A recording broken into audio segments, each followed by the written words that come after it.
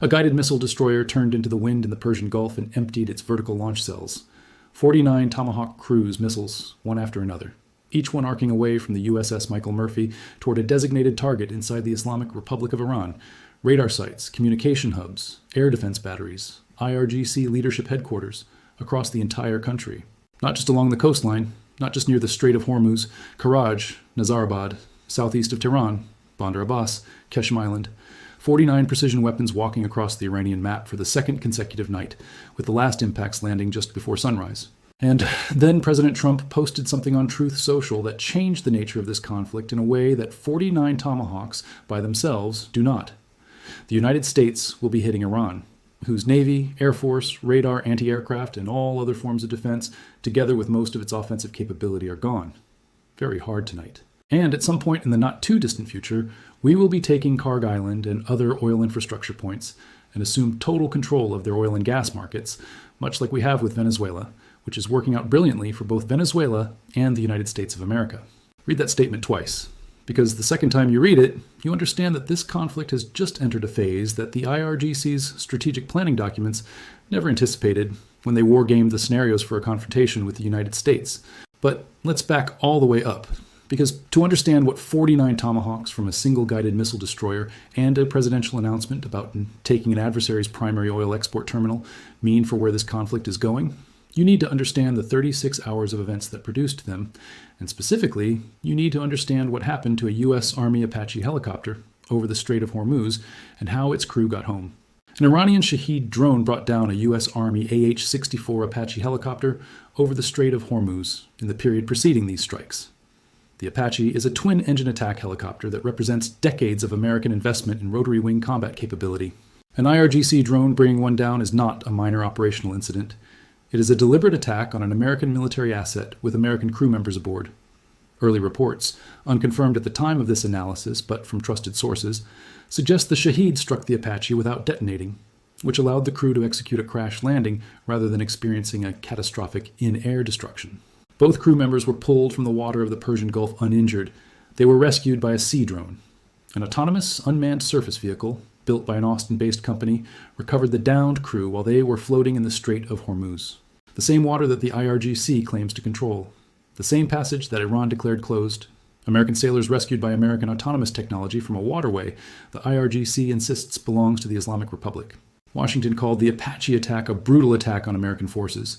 Tehran called it a false pretext, as Tehran calls every consequence-triggering incident it initiates. The clock started regardless of what anyone called it, because the clock in this conflict does not care about Iranian press releases. It cares about CENTCOM targeting lists. Night 1 brought precision munitions from Air Force and Navy fighters into Iranian air defense batteries, ground control stations, and surveillance radar sites ringing the Strait of Hormuz. CENTCOM described it as a proportional response to the recent attacks on U.S. forces and international commercial ships transiting regional waters. The IRGC responded in its characteristic way, claiming it struck 18 U.S. targets across Ali al-Salam and Ahmad al-Bajar in Kuwait, and Sheikh Issa Air Base in Bahrain, while sending drones into the Fifth Fleet's anchorage at Bahrain. Reports of an F-35 being struck, either the aircraft or its hangar, were circulating from Iranian sources. The reports were unconfirmed and inconsistent. The IRGC's track record of claiming strikes that turn out to be exaggerated or fabricated does not mean these reports are nothing. It means they require verification before being accepted as accurate. The principle of never underestimating the adversary applies to their offensive capabilities as much as it applies to their propaganda apparatus.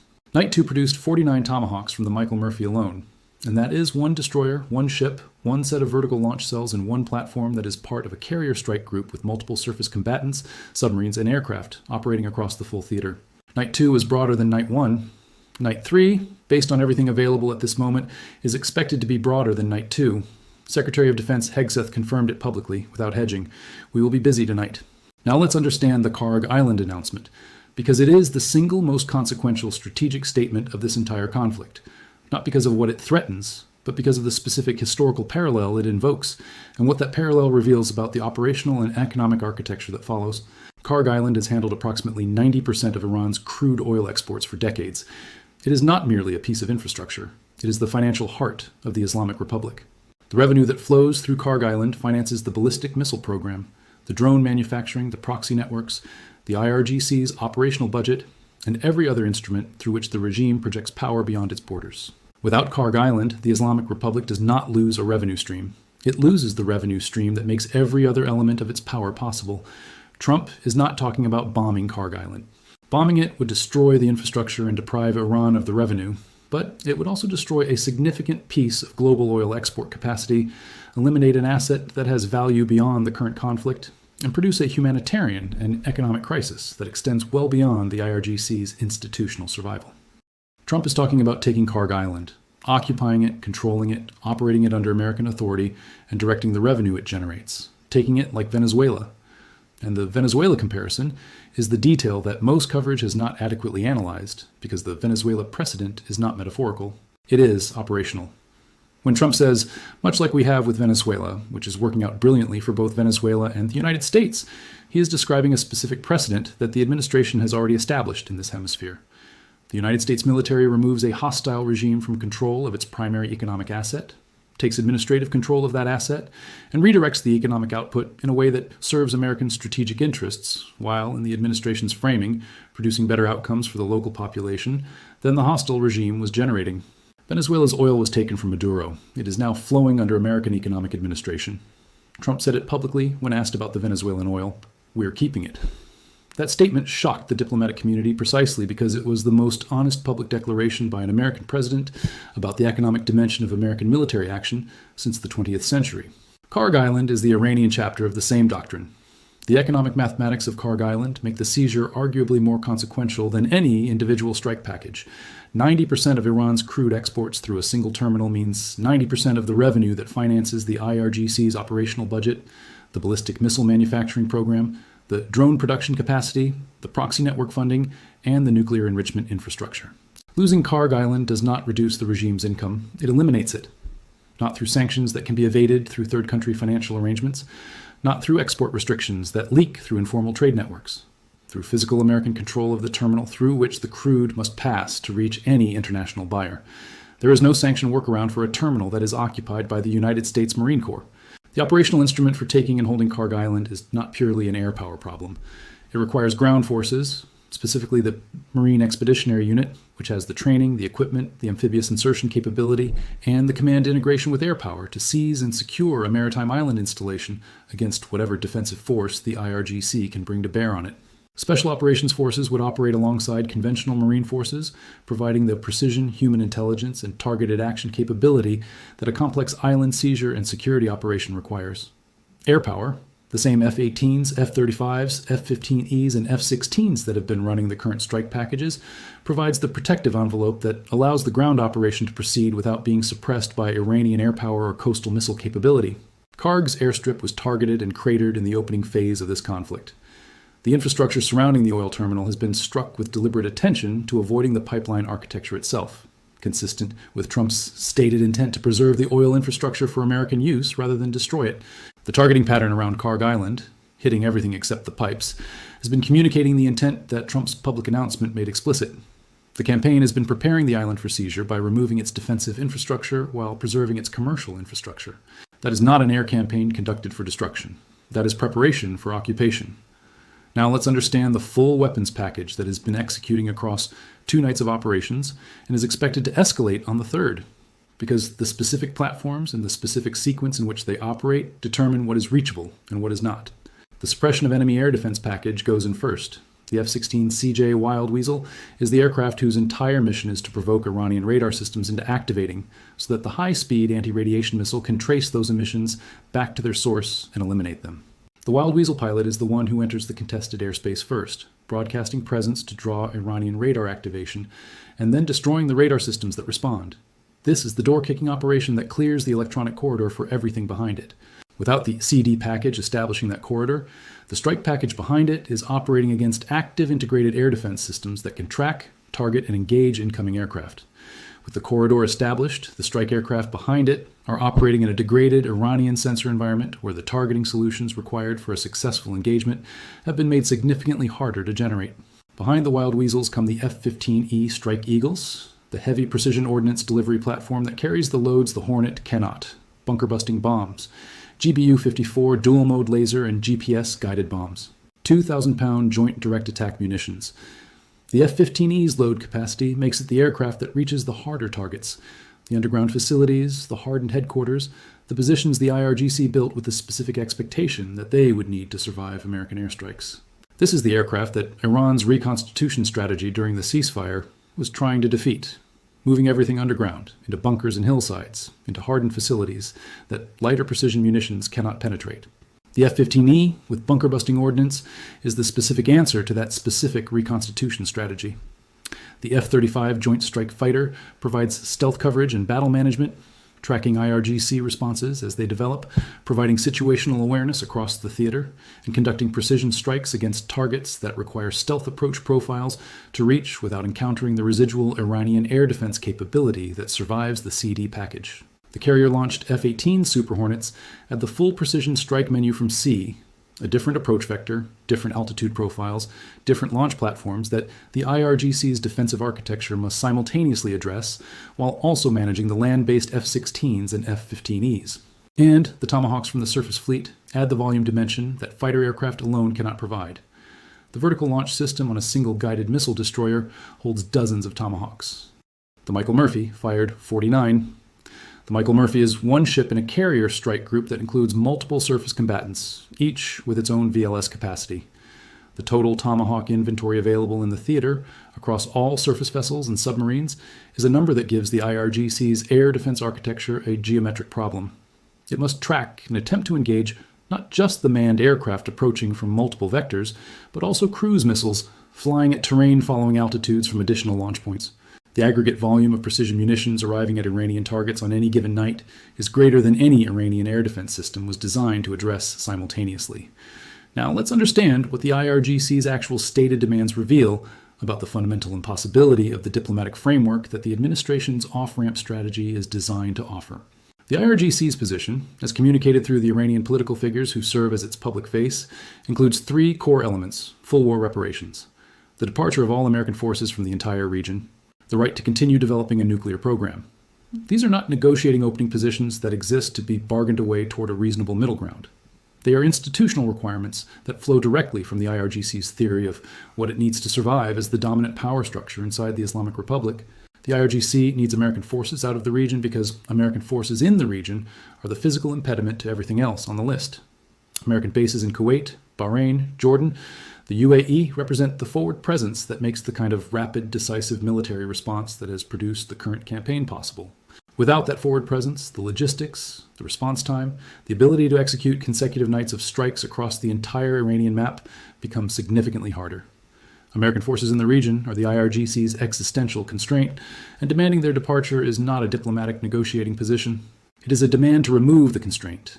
The IRGC needs reparations because reparations are financial resources, and financial resources fund the reconstitution of the ballistic missile stockpiles, drone manufacturing capacity, and nuclear program that have been systematically degraded over the course of this campaign. The IRGC's long-term strategic objective, as stated by analysts who have studied its doctrine and as confirmed by the behavior pattern it has demonstrated across decades, is to acquire 10,000 ballistic missiles, 10,000 drones, and a nuclear weapon. With those three assets, the regime calculates it can permanently deter the kind of conventional military pressure it is currently experiencing and maintain its grip on power indefinitely. Reparations are the starting capital for rebuilding toward that objective.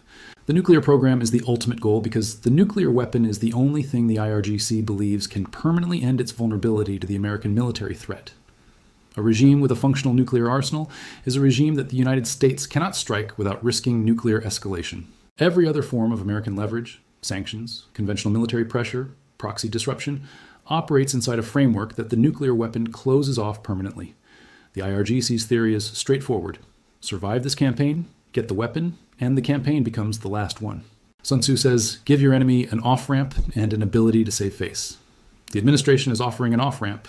The IRGC's stated demands make it clear that the only off-ramp they will accept leads back to the nuclear program, which is the road the campaign was designed to permanently close. The MT Gelvir incident illustrates the third dimension of pressure that has been operating alongside the air campaign and the Kharg Island announcement. A commercial oil tanker received 2 Hellfire missiles to the engine room after its crew ignored repeated warnings from American forces about the naval blockade. This is not an offensive action against a civilian vessel. It is the enforcement of a declared blockade, the demonstration that the blockade is not a paper declaration that commercial vessels can test and find hollow. When CENTCOM warns a vessel to stop and the vessel continues, The Hellfire is how CENTCOM establishes that its warnings are backed by the willingness to enforce them. The MT Gelvir is the data point that every commercial ship operator calculating whether to test the blockade will now factor into that calculation. The blockade is real. The enforcement is kinetic. The warning period before the enforcement is finite. Now let's put the operational numbers on the current picture, because the specific quantities are the story. 49 Tomahawk cruise missiles fired from a single destroyer in a single night. Strikes hitting Karaj, Nazarabad, Pichav, areas southeast of Tehran, Bandar Abbas, and Qeshm Island. The full geographic breadth of the Iranian map, not just the coastline. Iran's ballistic missile stockpile assessed as approximately 90% depleted from its pre-conflict inventory. 15 Chinese cargo flights into Iran in the period before the conflict began.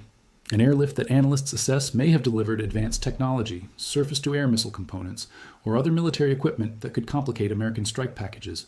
An AH-64 Apache helicopter brought down over the Strait of Hormuz, crew rescued by autonomous sea drone. The MT Gelvir stopped by 2 Hellfires after ignoring blockade warnings. The Marine Expeditionary Unit positioned with Special Operations Forces for a Kharg Island seizure that the president has publicly announced. Kharg Island handling 90% of Iran's crude oil exports before the war. Night 3 of the campaign about to produce what planning cells are describing as potentially the largest single-strike package ever directed against Iran. Those numbers tell a story that the IRGC's public rhetoric is designed to obscure. An adversary with a functional ballistic missile inventory does not ration it to salvos of 10 or fewer, spacing launches by multiple days between them unless it is managing a finite stockpile with no prospect of near-term resupply. An adversary with intact air defense capability does not watch a second consecutive night of strikes across the entire country and respond only with drones over ports. The IRGC is fighting with what it has left, and what it has left is significantly less than what it started with, both because of the current campaign and because of the systematic degradation that preceded it across the weeks before these current nights of operations. Now let's look at the 3 tracks that are converging simultaneously, because the convergence is where the campaign's decisive effect is being generated. The air power track has established a 3-night pattern of escalating scope, each night broader, each night reaching further into Iranian territory, each night dismantling more of the defensive architecture that would be required to protect the nuclear program and the IRGC leadership from what comes next. The pattern is deliberate. The escalation is sequenced. The IRGC's ability to reconstitute during the night, to reload its surface-to-air missile systems, to restore its communications networks and radar coverage, is being outpaced by the tempo of the campaign. The Kharg Island track is the economic dimension of the campaign that transforms the military pressure from temporary to permanent. Destroying Iranian oil infrastructure would remove the revenue and remove the asset. Taking Kharg Island removes the revenue while preserving the asset under new management. The distinction is fundamental to the long-term strategic architecture of the American position in the Gulf. If Kharg Island is destroyed, Iran loses its oil revenue and so does the global market's access to Iranian crude. If Kharg Island is taken, Iran loses its oil revenue and the United States gains the administrative authority over the same crude, and the toll booth that was supposed to be Iran's economic weapon becomes an American strategic asset that funds the cost of the operation that took it. The IRGC's response track is the 3rd convergence, and it is the one that reveals most clearly where the regime currently stands. Drones over 5th Fleet ports, a long-range missile at the F-35 base in Jordan. Claims of 18 targets struck in Kuwait and Bahrain. This is not the response of a military that believes it is winning or even successfully holding its position. This is the response of an institution that is burning through its remaining inventory against targets it cannot destroy, using rhetoric to substitute for capability it no longer possesses in the quantities required to change the military balance. The 15 Chinese cargo flights into Iran before the conflict began represent the structural risk that the current campaign cannot address retrospectively. What those aircraft delivered is not fully known in the public domain. Advanced surface-to-air missile components, electronic warfare systems, drone guidance technology, air defense integration equipment, any of these would complicate the strike packages in ways that the mission planning cells across the Pentagon have been building their targeting strategies to account for. The IRGC spent the ceasefire period not just moving weapons underground, but potentially upgrading them with whatever those 15 flights carried. The Night 3 strike package is being designed with full awareness that the IRGC may have capabilities that were not present in its pre-ceasefire inventory. And the question of who is actually giving the orders in Tehran matters here in a specific operational way. The figures who appear publicly as Iran's leadership, Aragchi, Pezeshkian, the diplomatic-facing political apparatus, are not the authority structure that determines Iranian military decisions. The IRGC is running the country. The political figures are the public-facing interface of an institution whose actual leadership sits in the Strait of Hormuz command structure, in the Missile City command bunkers, in the Revolutionary Guard's command architecture that has been the real governing power of the Islamic Republic since its founding. When the administration describes negotiating with Tehran, the relevant question is not whether the diplomatic faces at the table can agree to terms. It is whether the IRGC generals who actually hold power will honor those terms or fire Tomahawk range cruise missiles at American assets the moment the diplomatic conversation produces outcomes they reject. The Apache helicopter brought down over the Strait of Hormuz was not a decision made by Pezeshkian. It was a decision made by the IRGC Strait Command, the same command structure that cannot stop striking ships for 60 days. The same command structure whose shadow generals appear to be giving orders to Tehran rather than receiving them. The same command structure that the 49 Tomahawks from the USS Michael Murphy addressed in the second consecutive night of the campaign. The off-ramp exists. The administration is offering it. Sun Tzu's principle, give your enemy the ability to save face, give them the exit that preserves something rather than the corner that forces them to fight to the end, is visible in the operational posture of a campaign that is hitting military targets rather than civilian infrastructure, that is taking Kharg Island rather than bombing it, that is offering diplomatic channels while simultaneously conducting strike packages. The off-ramp is there. The IRGC's stated demands define the only off-ramp they will accept as one that leads back to the nuclear program, and the reconstituted ballistic missile inventory that represents their theory of permanent regime survival. Those two things cannot both be true simultaneously. Either the off-ramp leads somewhere the IRGC is willing to go, or the off-ramp leads somewhere the IRGC will reject. In which case, the campaign continues until the question of whether the off-ramp will be taken is resolved by the elimination of the command structure that is refusing to take it. The USS Michael Murphy turned into the wind and emptied 49 vertical launch cells. That image, a single American destroyer expending nearly its entire Tomahawk inventory in a single night against a single adversary, is the operational expression of what it looks like when a military with deep magazines and precise targeting intelligence decides it is no longer managing the pace of a conflict. It is the visual of an American campaign that has moved from calibrated proportional response to operational determination. Night 3 is being described by those with access to the planning as potentially the largest strike package ever directed at Iran. Pete Hegseth confirmed the only detail the adversary needs to know. We will be busy tonight. 49 Tomahawks was the opening statement. The conversation is not finished.